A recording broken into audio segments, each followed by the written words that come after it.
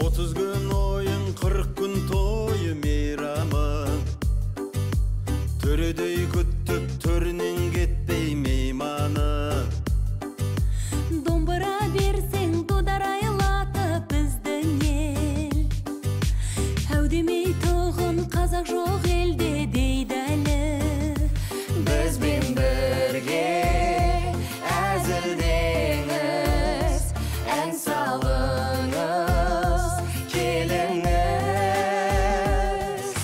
Қазақтың даңқы, қазақтың салты әдемі Алтауыз айты қонақтан күткен кәдені Қазақы қалжың, қазақы ән жыр әдемі Дастарханымыз Ал жүгір, ар жағынан шық, ұста. Ал, ұста. Ой, неде, жағаның бар ма, ұста. Алдың саңаспай. Жұпар төте ғой деймін. Ұста деймін. Тіріде жолға түсіреміз бұл қораз. Не болды? Ұста. Ей, мына кімнің қоразы? Біздікі ме? Осы бүкіл қораздың бәрі сенікі екен. Ей, оңбаған, не істеп жүр десейші мұнда? Біздікі ғой, мынау аяғы. Қайдағы сен жеткі бұл өзіміздің қораз. Бұл қораздың басын шауып тастау керек.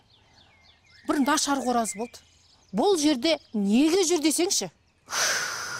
Өзі қанша болды? Бір ай болып қалды ғой дейме? Болып қалды, бір ай болды үйде болмаған. Күнде тауық қораға кірем ғой. Алдында тауық қораға кіріп, күніне 10-15 жұмырт қалатын. Соңғы кездерден соңғы айда. Кірем, түк жоқ. Сөйтсем бәленің бәрі мына қоразды екен ғой. Көршінің қорасына секіріп кетеді екен де, қаңқып кетеді екен. Жұртты жарылқап. Оңбаған. Бәлкім тауықтарыңыз ауырып қалған шығар, Жұпар төте. Қартайса да тумайды дейді ғой. Түш, Маратжан, түш деген соң түш. Менің тауықтарымда мін жоқ, шетінен сұлу, ана Тешудің қыздары сияқты. Пешу? Жұпар төте, Тешу деген кім? Үй, ана бір әнші қыздар бар ғой, шеттерінен сылқым. Апа, Кешу. Тешу емес, Кешу. Ей, маған бәрібір. Кешу ма, Пешу ма, Тешу ма. Бәлкім тауықтарыңыз басқа бір жерде туып жүрген шығар, Жұпар төте. Түш, Марат, түш дедім ғой саған, түш. Менің тауықтарым шетінен тәртіпті. Бәленің бәрі мына қоразда болып тұр ғой. Осындай қаңғыбас үйіне қонбайтын қораз тектестердің бәрінің басын шауып тастаса ғой шіркін. Қазір барып бар ғой, сирағынан байлап қоям осыны. Келін, мынаны апарып тауық қораға қама, ертең 10 жұмырт қалатын бол. Жарайды, біз кеттік ме? Ал мынаны. Жүрінсің. Ай, осы Жұпардың мінезіне. Ала құйын болады да жүреді. Тым жақсы ұйқының тізгін ұстап шауып келе жатыр ем. Оятып жүргенін қарашы. Қой, қайта барып, жалына жармасып мініп алайын. Марат, ұйықтамаш, таң атты ғой. Сәл ғана ұйықтайым. 1-2 сағат ғана, сәл ғана.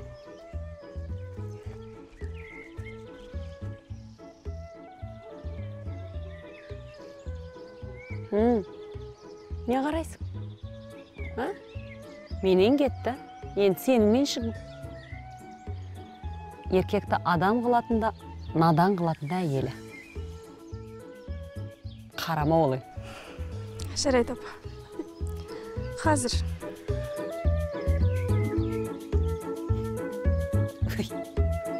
Түрме олай. Баламыз. Қой, мен де өз күйімді оятайын. Ақыл айтқанда мықтымын. Дастарханымыз өнердің жарқын әлемі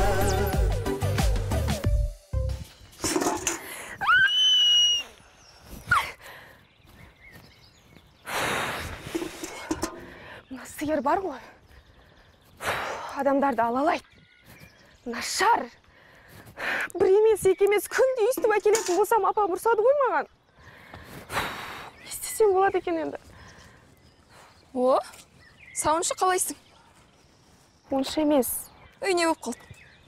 Көріп тұрсың ғой өзің. Сен ана сиырдың 4 желінің біреуін ғана сауғансың ба? Мына сиыр бар ғой. Апам сауса 1 шелек береді. Мен саусам осы. Не істесем болады екен, Я, ол сиырлар сол банк сияқты. Кредитті адам таңдап береді. Біреулер қайта-қайта кредит алады, ал біреулерге көк тиында жоқ. Бұны өмір дейді. Құралай, не деп кеттің? Қайдағы банк? Қайдағы кредит? Мен саған сиыр, сүт туралы айтып жатырмын ғой. Мен де саған сол туралы айтып жатырмын. Бұны пешене дейді деймін, Әйгерім. Құдайым-ай. Құралай, қайдағы печенье? Печенье емес, пешене. Мына сенің маңдайыңа бір шелек сүт жазбаған екен.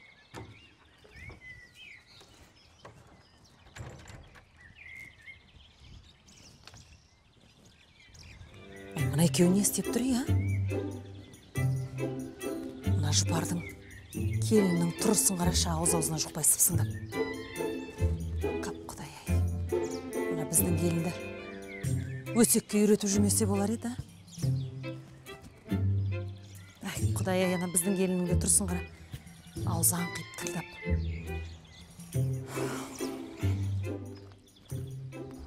Қараш, келін деген сөздің өзі айтып тұрған жоқ па? Кел, інге кір деп. Сол інге кіресің, сосын аузыңды аш десе ашып, түш десе жауып жүресің. Құралай, осы сен сөйлесең түк түсінбеймін. Рас айтам, түк түсінбеймін. Әйгерім, осы мен саған ғана ашылып сөйлеймін ғой. Білесің ғой, енемнің қалған жерде түш, қой деп отыратын. Осы саған мұңымды айтып алайын десем, өзіңде түк сезім жоқ екен, Жүрет, қош бәрі. Не мұң сені мазалап тұрған? Не ой? Түрің бар ғой, тұжырайып, мұрның мұжырайып, ана менің апамның ескі туфли секілді болып кетті ғой. Құралай, маған сиыр сау қиынға соғып жатыр. Енді? Сен маған сауып берші, Құралай. Сауып? Айналайын, мен саусам ана шелегімнен асып кетеді ғой, сосын ысырап болады. Қош! Онда мен барып тағы бір шелек әкелейін. Есің дұрыс па? Сен қалжың деген түсінесің бе? Сен қалжыңдағаныңды соңында емес, басында айтшы, Құдай үшін. Білесің ғой мен түсінбейтінімді. Сосын оның несі қалжың болады? Жарайды, қош, сен осы маған мұңдас бола алмайсың бар ғой. Саған ақыл керек болып тұрған сияқты ғой,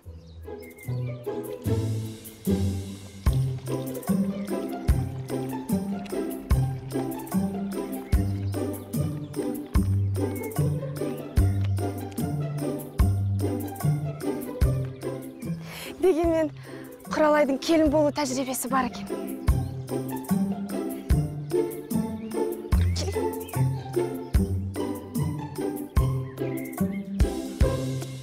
Келінжан, келе ғой бер. Келе ғой, кел. Сәлеметсіз бе? Көп жаса жан.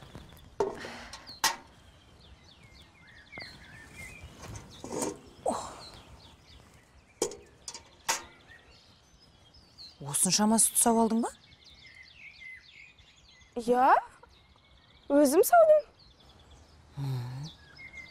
Қалай саудың? Мен кәдімгідей бүйтіп етіп саудым. Өтірік айтып тұрған жоқсың ба? Жоқ. Өтірік айтып тұрған жоқпын. Бар, ожау алып кеш. Не үшін? Сүттің дәмін көрейін де. Су қосып қойған жоқсың ба? Білу керек қой. Жоқ, апа, мен су қосқан жоқпын. Бар. Алып кел ожауды. Бар деймін.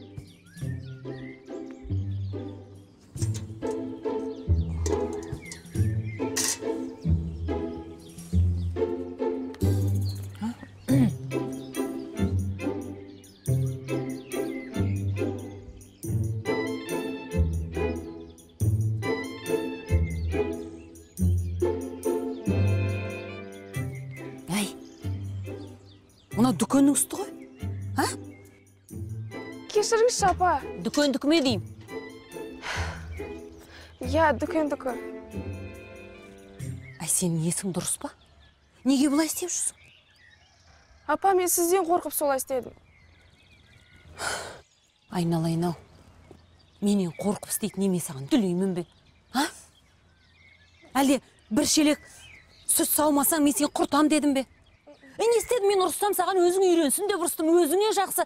Сен бүгін келінсің, ертең ене боласың. Соны ойладың ба сен? Жоқ, апа, мен әлі ертеңгі күнді ойлаған жоқпын ғой. Ертеңгі күнді ойлаған жоқпын. Айдың күннің аманда үйімізде сиыр тұрып енді дүкеннен сүт алып ішейік. Ұят емес па? Жарайды ал, бүгін мен алдадың. Ертең тағы алдадың, жарайды, алдана қойдым дейін.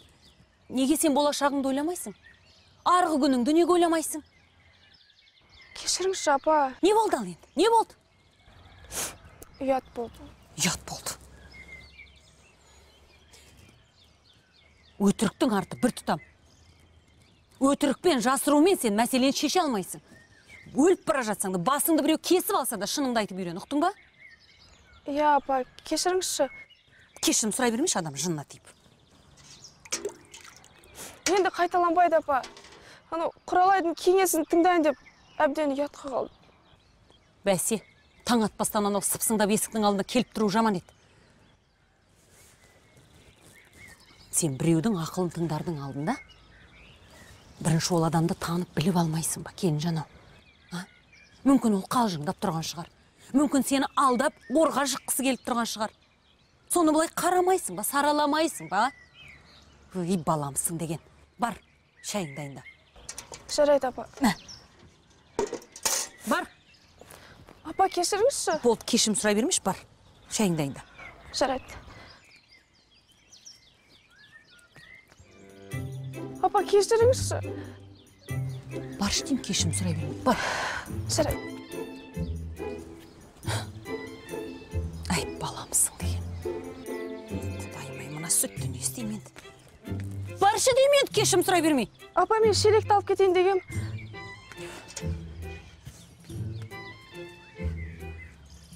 Құдай-ау, осы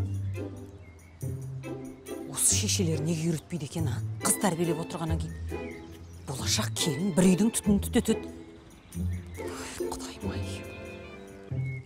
Дастарханымыз өнердің жарқын әлемі.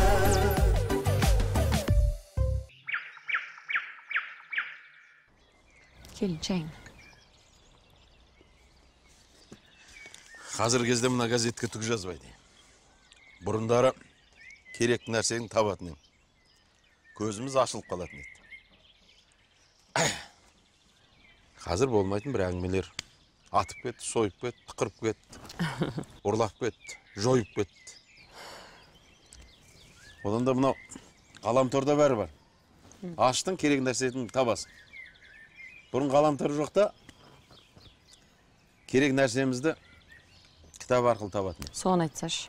Сол кезде халық сауатты болатын. Қазір мынаны ақтарасың, керекті нәрсенің бәрін айтып береді. Бірақ жұрт сауатсыз болып барады. Неге?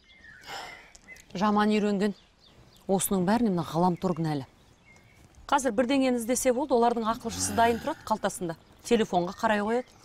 Бір нәрсе керек болса. Ай, шайыңды іш. Бүгінде жастарға білім керек. Тек қана оқуменен өнер білмек. Өнер білім, адалдық арнамысты жоятын надандық қой. Емсіз індет депті Сұлтан Махмұт Торайғыров. Қазір қараш, бәрінің ойлайтын ұйқы. Ой жоға, ой жоқ. Неге? Маратжан кітап оқиды. Талабы да бар, талпынысы да бар.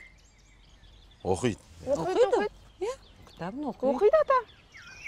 Анау Инстаграмдағы жазылған посттарын бәрін оқиды. Сосын соларға жазылған ой пікірлерді оқиды. Сосын оған қоса сол пікірлерге өзі пікір жазады. Көп оқиды. Оқиды дейді.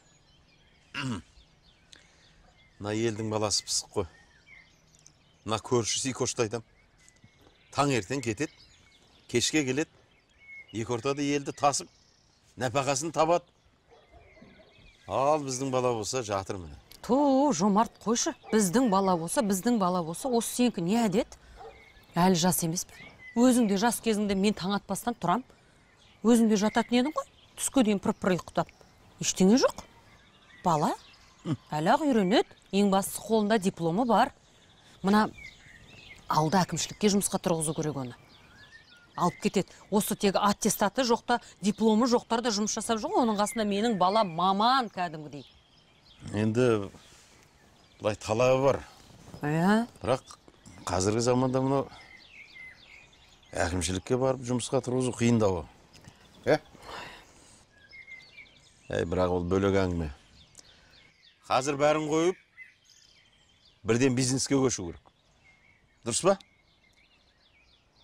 па? Келін. Айтып отырғаным дұрыс па? Иә, ата, сіздікі әрдайым дұрыс қой. Мынаны қарашы. Мұнда қаншама кәсіп бар. Мынаны қарай, мынау Қытайлар қатырады. Бір шелек қара суға бір қасық бір нәрсені қосты да араластырып сүт қып жіберді. Бір шелек сүт. Жомарт, сүт туралы айтпашы, онсыз да бүгін сол сүтке тойып жүрмін. Осы Қытайлар болашақта адамды жасап шығаратын шығар.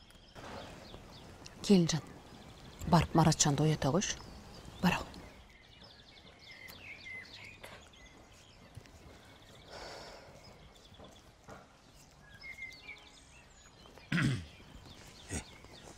Қашан ұйықтай береді ме бала? Сен де қызықсың, келіннің көзінше соншама. Кітап оқымайды, мау бас, ұйқы бас деп нең бар? Қош, шайын іш, көп сөйлеме. Айта бергеннің қайсы болар келіннің көзінше? Әрине.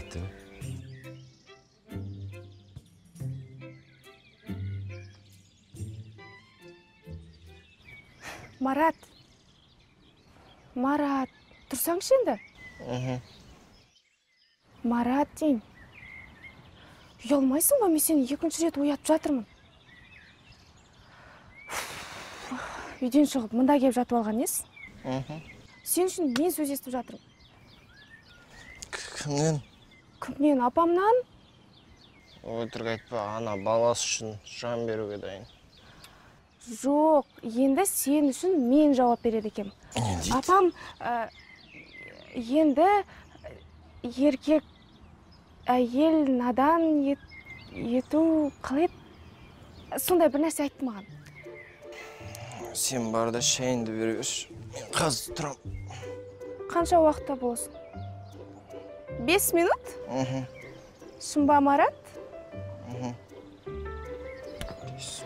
Жарайды.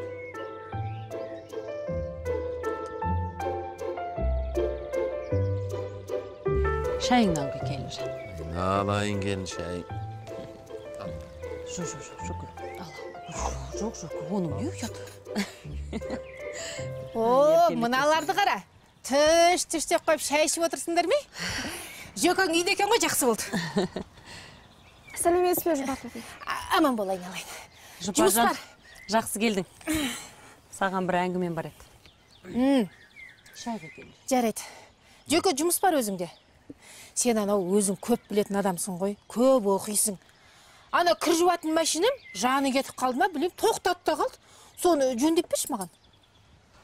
Жөндегенде енді мен техникаға жоқпын ғой. Менікі тарих, әдебиет, иә. Ой. Машина жөндеп көрмеппін. Ой, оны жөндеп көрмегені тұрған ештеңе жоқ.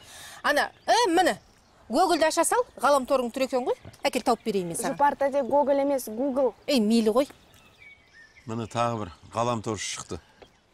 Ақыры өзің біледі екенсің. Ғаламторыңды ақтарда өзің істей берсің. Өзің жөндей бер. Айеке, міне көрдің ғой еркектердің түрін қазірге. Бірден айтсаң, әйелдерге арта салады. Жарайды, бопты. Айтпақшы, Маратжан қайда? Соған айтайын, жастар қазір көп біледі ғой. Ұйықтап жатыр. Ұйықтап жатыр? Ойбай, талдыс болды ғой. Әй, ол ана бір жанұяны асырайтын жасқа жеткен жоқ па? Әй, мейт жарайды. Айтпақшы, мен сендерге бір қызық айтайын. Жаңа көріп келдім ғаламтордан. Ана бір Төреғали Төрәлі деген әнші бар ғой. Ой, бір алтын бала. Сол салып қойыпты. Анасының аяғын бар ғой, өзі ысқылап жуып отыр. Арасына деп сүйіп қояды. Алтыным. Содан жаңа әншілердің бәрі оны қолдап, сол жаңағы аяқты жуғанды қолдаймыз, арғы жалғастырамыз деп жатыр екен. Жұпар тәте, сүйген нес? Не үшін? Енді анасын құрметтеген енді, ота тұрған не бар екен. Енді анасын құрметтеген жаман ба? Енді анасының өз қолы бар ғой? Ойбай, мына келінің тура бетке былш еткізіп айтады ғой. Айналайын-ау, сонда сен шешеңді бақпайсың ба, анаңды? Неге бағам?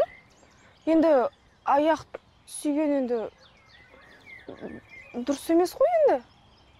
Айеке, мына келінің қалай сөйлейді? Мынаған бір тәрбие сағатын өткізу керек қой. Әлде бар, емшіге бір түшкіртіп алу керек қой. Тоже бар, қош. Сенің өз келініңді емдету керек.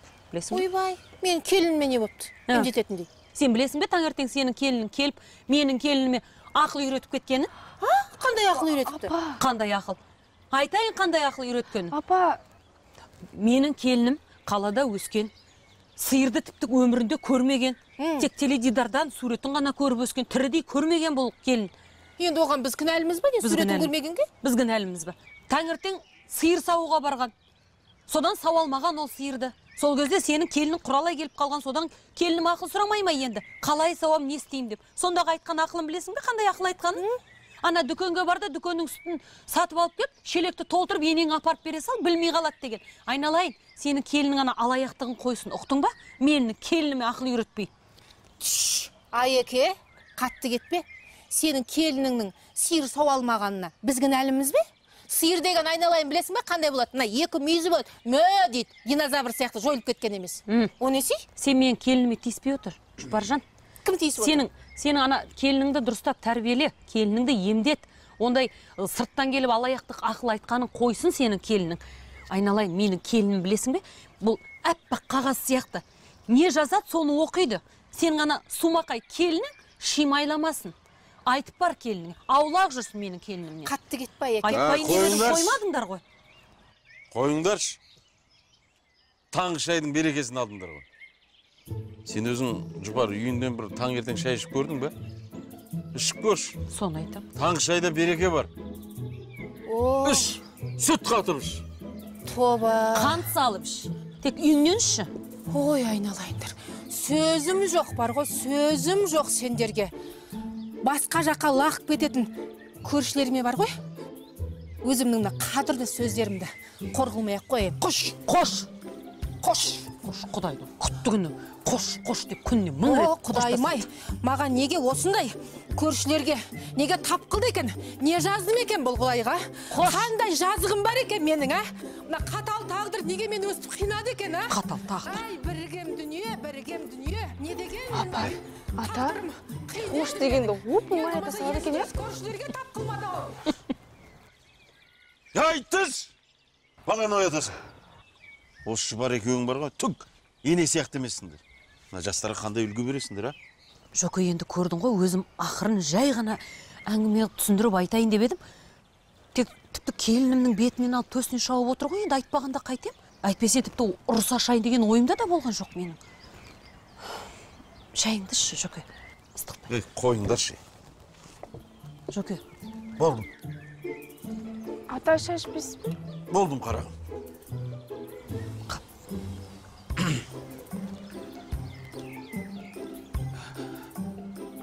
Қап, Құдай-ай. Мына таңғы шайдың берекесі кетті,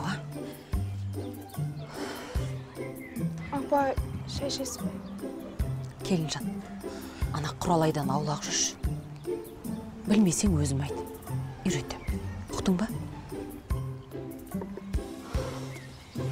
Дастарханымыз өнердің жарқын әлемі.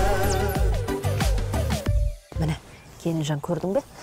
Мынаның барлығы мен осы үйге келін болып түскенде өзімнің артымнан келген көрпелер. Кейін енеммен бірге тігіп, енем үйреткен оюлар бар, түрлі-түрлі. Негізі оюдың түр-түрі бар. Қошқар мүйіз дейді, тышқаны деп атайды, түр-түрі, аты да түрі де көп.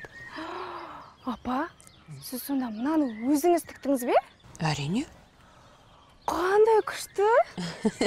Апа, сіздің қолыңыздан келмейтін нәрсе жоқ екен. Нағыз шебер екенсіз ғой.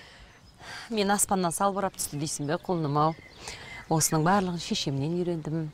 Кейін осы үйге келін болып түскеннен кейін енемнен үйрендім қалғанын.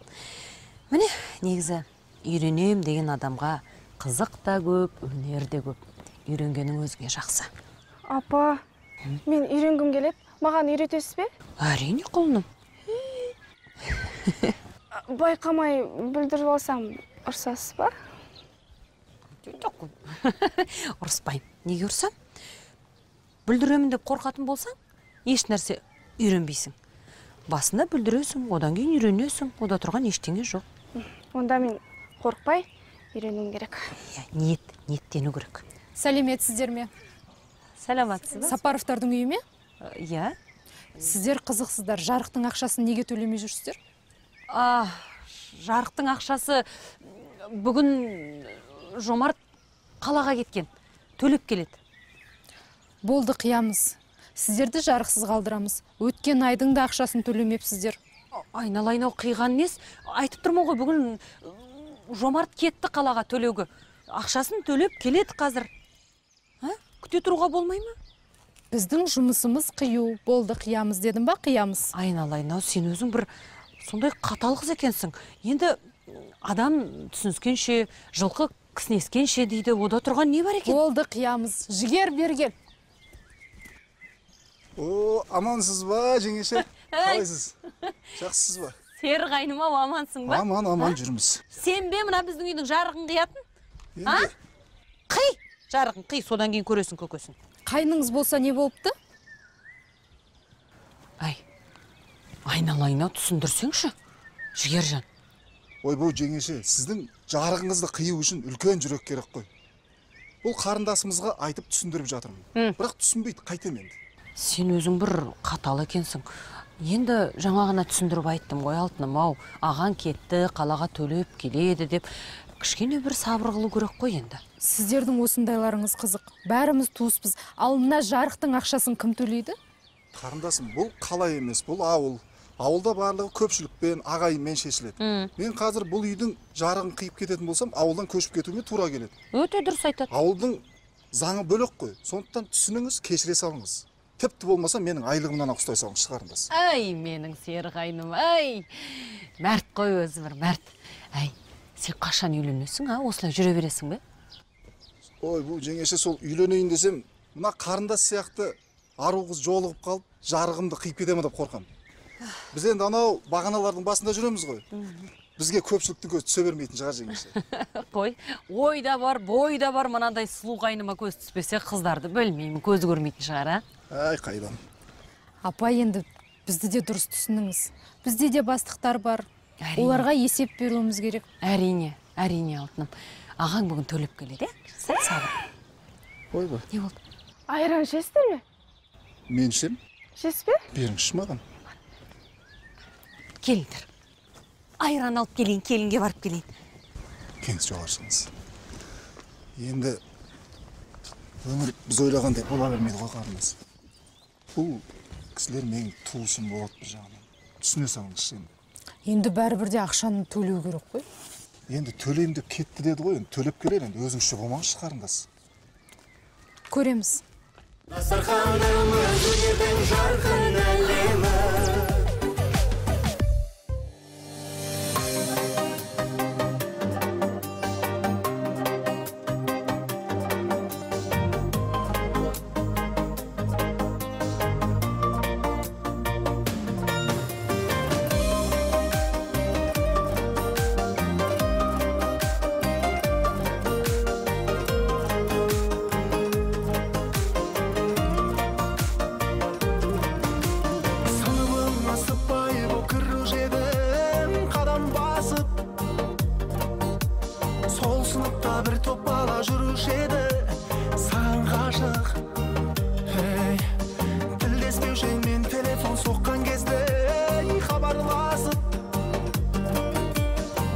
Басқа жігіттермен жүруші едің, амандасып. Өзіңше қыз, өзің арық болсаң да сөзің семіз. Талай сезімді айта алмадық, көзіңше біз, өзіңше қыз.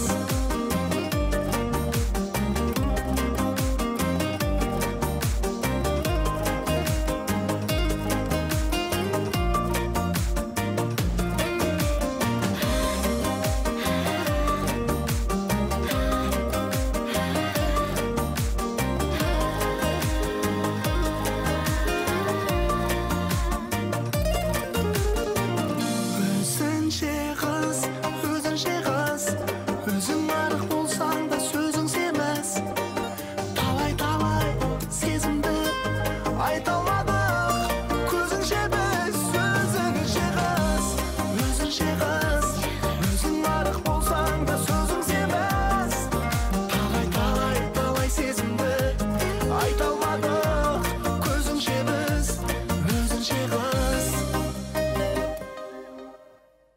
дастарханымыз өнердің жарқын әлемі Жомарт, қызықсың, ертерек айтпайсың ба? Болмаса қойды сойып, етті асып, дастархан жайнатып жіберетін еді қой келін екен. Қой соямыз қазір. Мақпал апай. Соямыз. Құдай қонақпыз ғой, құдай қонақпыз. Келгенің жақсы болды қара.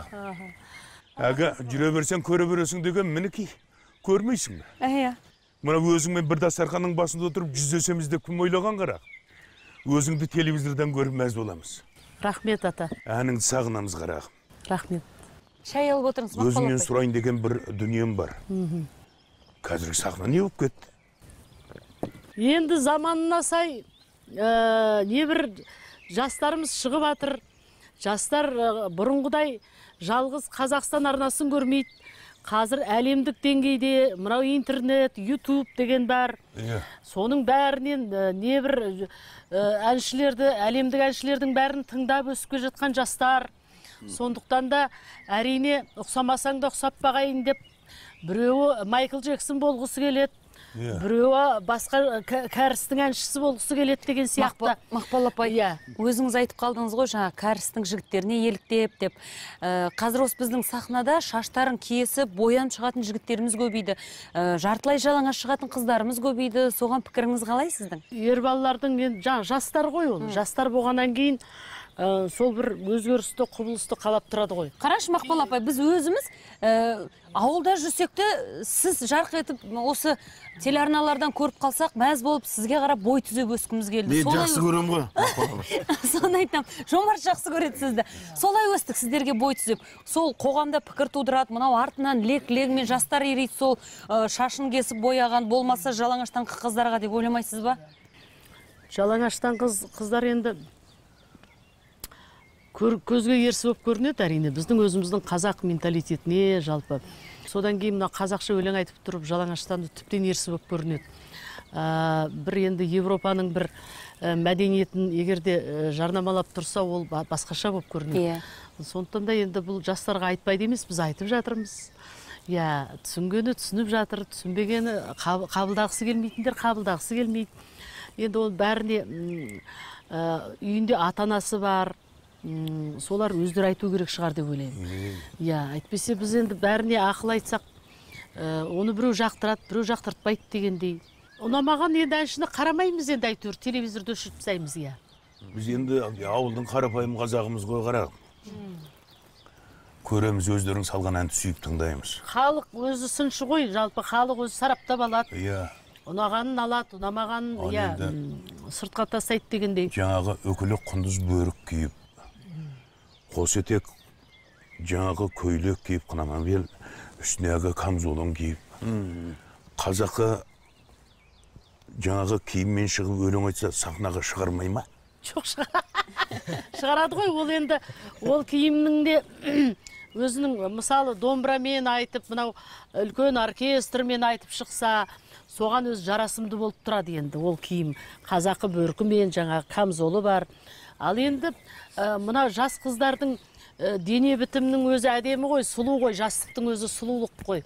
Оларға енді міндетті түрде жаңа бөрікпен, камзолмен нені күнделікті ки деп айта алмаймыз. Бірақ енді кәдімгідей әдемі жұқа-жұқа шай көйлектер бар ғой. Мысалы, соның өзімен ақ олар әдемі болып тұрады, жалпы. Бірақ енді сол, білмеймін, кезінде бізде жас болдық. Бірақ сол кезде мынау информация аздау болды ғой. Жаңа андай біз әлеуметтік желі жоқ болды. Біз анау-мынау шет мемлекеттің әншілерін көрмейтін, білмейтін біз.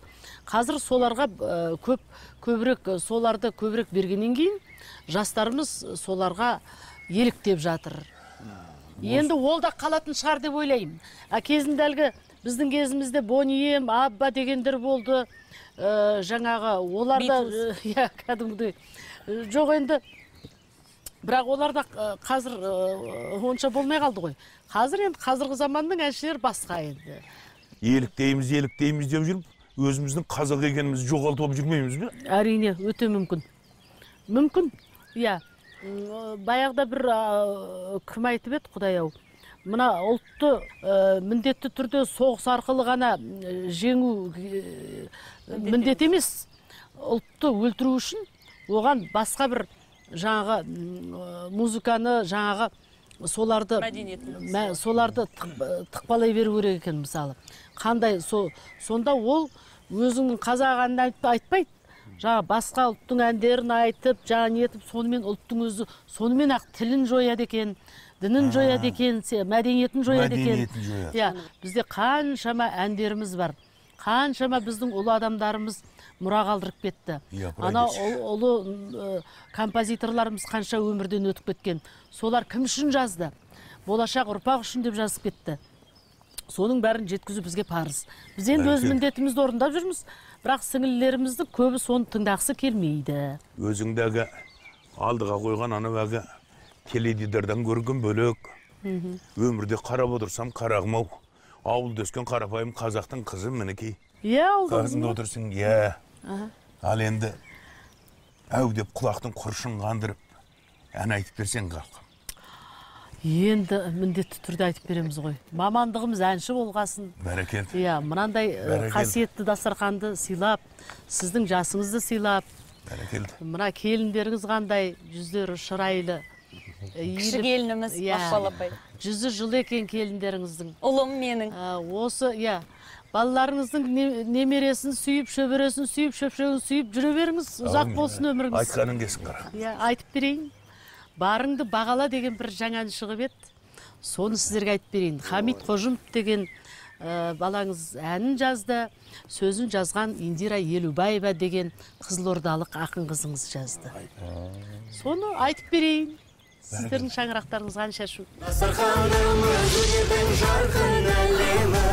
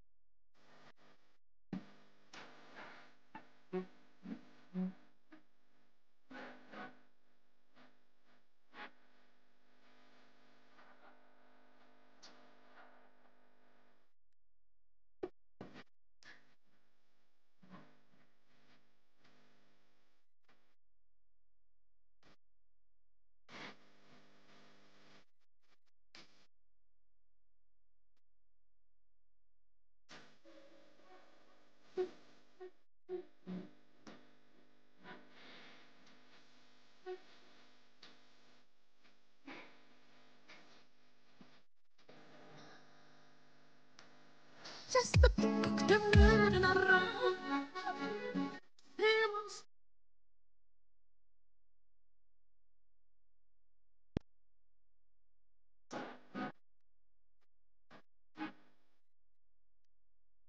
I'm a shivering, oh, nothing.